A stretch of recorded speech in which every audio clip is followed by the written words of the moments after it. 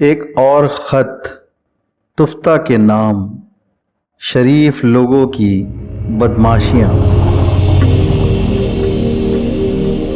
اس دنیا میں اللہ کی نعمتوں سے حسد کا ظہور اس طرح رونما ہوا کہ جب کم پڑھے لکھے لوگوں نے یا بالکل غیر پڑھے لکھے لوگوں نے اچھے قصائد، غزل، نظم اور عمدہ کلام سنائے، کیونکہ اللہ نے انہیں شاعر پیدا کیا تھا، فطرت کے تمام مناظر ان کے کلام میں زیادہ صاف اور شفاف نظر آنے لگے۔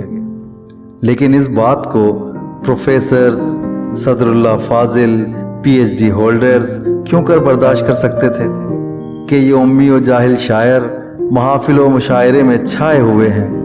لہٰذا تسکین قلب کے لیے ان جاہل شاعروں کے خلاف ایک سرد جنگ کا آغاز ہوا، اور پڑھے لکھے شاعروں نے سب سے پہلے جس اسلحے کو استعمال کیا اس کا نام تھا علم عروض۔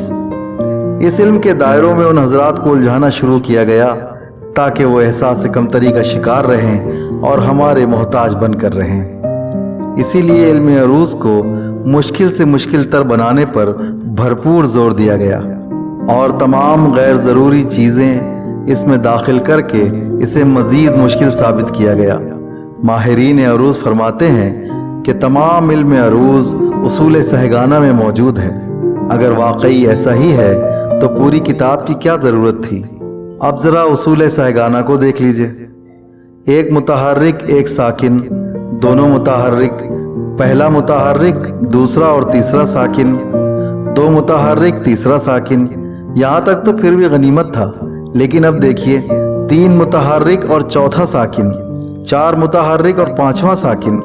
اردو زبان کے شاعروں سے پوچھئے کہ حضور، اردو زبان کے وہ کون سے لفظ ہیں جن لفظوں میں چار متحرک اور پانچواں ساکن ہوتا ہے؟ تو آپ کا جواب سنیے۔ دراصل ایسا کوئی لفظ اردو میں نہیں، البتہ عربی زبان میں ہے، اور مزے کی بات یہ ہے کہ اردو زبان کے شاعر زبردستی اصول اربانہ کو اصول سہگانہ بنانے پر تلے ہوئے ہیں۔ کہیں ایسا نہ ہو کہ لوگ اس علم کو آسانی سے سمجھ لیں اور ہم یہ نہ کہہ سکیں کہ وزن کا معاملہ گڑبڑ رہتا ہے۔ ظاہر ہے اللہ نے فطرتاً شاعر پیدا کیا ہے، لیکن وہ لفظ جو نئے ہیں ان کا کیا؟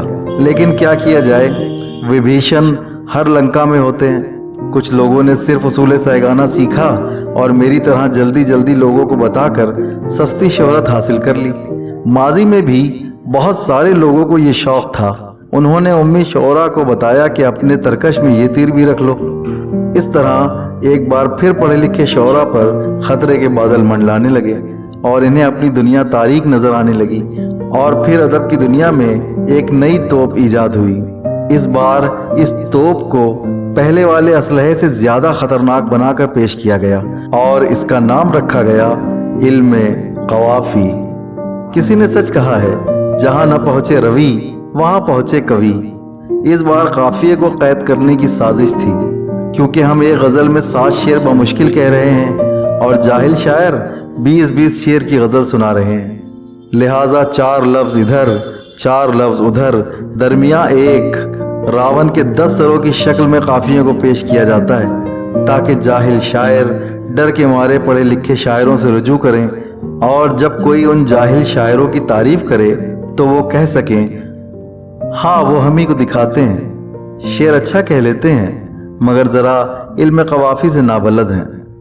یہاں میں ایک اپنا وہ جملہ جو دوستوں کے درمیان اکثر کہتا ہوں لکھ رہا ہوں، اور وہ یہ کہ وہ شاعر جو علم قافیہ کو اللہ کی رسی کی طرح مضبوطی سے پکڑے ہوئے ہیں، ان کی خدمت میں عرض کیجئے کہ حضور اپنے 2 طویل کلام دے دیجئے، اور یقین جانیے کہ ان دونوں کلاموں میں علم قوافی کی مخالفت کا مطالعہ آپ کو ضرور میسر ہوگا۔ علم قوافی اور علم عروض سے کسی طرح یہ کہہ کر جان چھوٹی کہ شعر سنائیے گا تو لوگ سنیں گے، ورنہ مشاعرے میں فاعلات و فاعلاتن سنا کے دیکھیے اور بتائیے کتنے لوگ سنتے ہیں۔ اس طرح کی باتوں نے علم عروض و علم قافیہ کے ماہرین کے دانت کھٹے کر دیے۔ اس بار چاروں طرف سے گھیر کر مارنے کے لیے جس اسلحے کو برسرے کار لایا گیا اس کا نام تھا ربائی، جو آج تک معصوم شاعروں کے لیے ایک ڈائن بنی ہوئی ہے۔ आस्ती उल्टे हुए तेगे दोदम तोले हुए, एक डायन शायरों की समत मुंह खोले हुए। बात से बात निकलती है, क्या क्या अर्ज किया जाए। ऊपर आपने जोश मलियाबादी का शेर मुलाहिजा फरमाया, इसमें लफ्ज दो को जोश साहब ने एक हरफी बांधा है। इसके मुताल्लिक भी कहा जाता है कि दो को दो हरफी नज्म करना चाहिए, क्योंकि दो फारसी है। बिल्कुल ठीक, हमने तस्लीम किया। लेकिन प्रोफेसर साहब से कोई पूछे कि उर्दू में या हिंदी में आप दो को क्या कहते हैं, लेकिन इस तरह की फजूल हरकतों से बाज़ औक़ात फ़ायदा भी होता है। अब अगर आपको इजाफत के साथ नज्म करना है तो दो को दो हरफी नज्म करके आगे बढ़ जाइए। खैर, हम वापस मौजू पर आते हैं। रुबाई कहने को इस लफ्ज़ का इखराज अरबा से हुआ है, जो कि अरबी गिनती के 4 से हासिल किया गया है, और इसी वजह से इसके मुकद्दमे का 4 मिसरों पर मुश्तमिल होना लाजमी करार पाता है। लेकिन लम्हे फिक्रिया है कि अगर इस सिन्फ में 4 मिसरे न होकर 5 या फिर 6 मिसरे होते तो क्या इसका नाम खमसी या मुसद्दी होता। इस सूरत हाल में हम खय्याम को खमसी या मुसद्दी का अजीम शायर कह रहे होते, और ऐसी सूरत में रुबाई नहीं बल्कि मुसद्दी और खमसी का हवा बना हुआ होता, और फनकार अपने फन का इजहार खमसी या मुसद्दी में कर रहे होते, और रुबाई का कहीं कोई नामो निशान न होता। और शायद आने वाले ज़माने में ये सिन्फ अपनी असल शक्ल सूरत से महरूम भी हो जाए, क्योंकि ये इजहार ख्याल और इजहार फ़न का ज़रिया कम और सस्ती शोहरत हासिल करने और दूसरों पर धाक जमाने और कभी कभी दिल आज़ारी का सबब भी बन रही है। हर जी शऊर मेरी इस बात से ज़रूर मुत्तफ़िक़ होगा कि ऐसा हो रहा है। कुछ शायर सिर्फ अफ़ाइल पर लफ्ज़ों की नशिस्त भर को शायरी और फ़न का मुरक्का तस्लीम करते रहते हैं, और कुछ शायर ओछी बातें नज़्म करके खुद को खय्याम का अब्बा तस्वुर करते रहते हैं। अगर आपने ज़ोरे तबा पर रुबाई के आसान वज़न में रुबाई कह भी ली तो हुजूर का जवाब मुलाहिजा फरमाएं। रुबाई एक अजीम सिन्फ है जिसको सिर्फ बुलंद मज़ामीन दरकार हैं। तसलसल, कैफ, रवानी और मजमून निगारी का ख़ास ख्याल रखना पड़ता है। लेकिन अगर आपने ऐसी रुबाई कही है जो नामौजू मालूम हो रही हो तो इसका मतलब आप एक बड़े फनकार हैं।